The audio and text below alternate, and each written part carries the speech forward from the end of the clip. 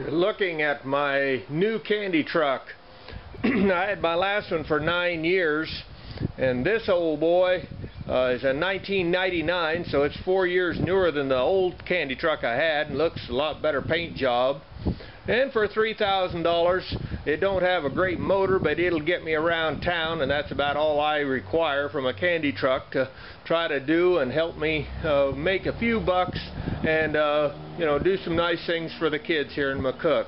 Well, I'll take a break here from cleaning the truck and tell you some shocking stories. Rest assured, if you're working with the public, you will have the public say things that'll just blow your mind.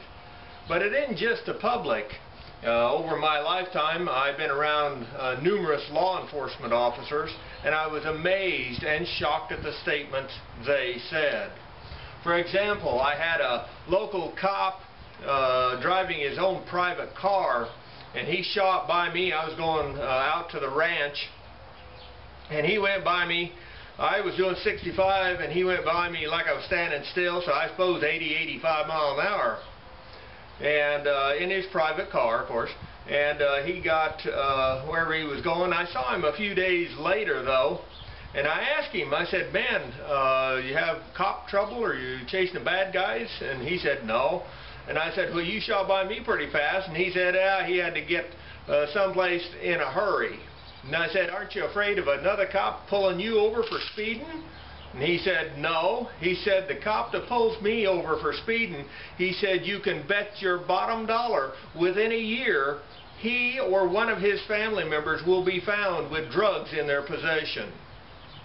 And he said, "I'll do my best to make sure their life gets rattled and destroyed real quick. Nobody's going to stop me or arrest me for anything." That was a statement from a cop. I had others, though. For example, out years back, there was mountain lion attacks, a number of them, in one season out there by Denver. And in fact, a woman had been killed, and she was along the road there, and the mountain lion was eating her. And then a boy was killed up there jogging or something, and got killed by a mountain lion. And so we went out there on vacation, and we was at a restaurant. There was a Colorado State Patrolman there.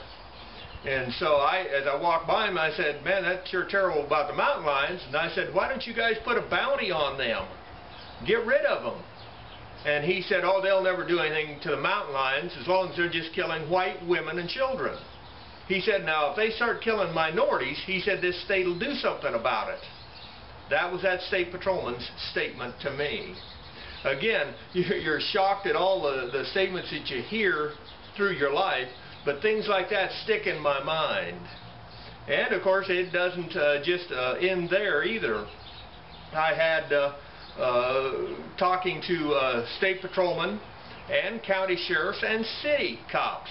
It's amazing when you're talking to a state patrolman, the county cops and the city cops, well, they're a bunch of buffoons. They know nothing. They're a bunch of idiots. If you talk to the county law enforcement, they tell you that the state patrolman and the city cops are a bunch of buffoons and idiots. And if you talk to the city cops, then it's the state patrolman and the county cops that are idiots. And I had some feds come through one time, some FBI agents stop by and have a visit with me, and they said the same thing about the other three then. So the feds think that the state patrol and the county cops and the city cops are a bunch of buffoons. So, I mean, there's no negotiations or no attempt in trying to negotiate with each other and try to get along. They all think that they are the best, and that type of thing. It's a crazy world that we live in. But that's some of the statements that I've heard of law enforcement that just shook me to my roots. This is McCook's Mr. Bill. Rate this film.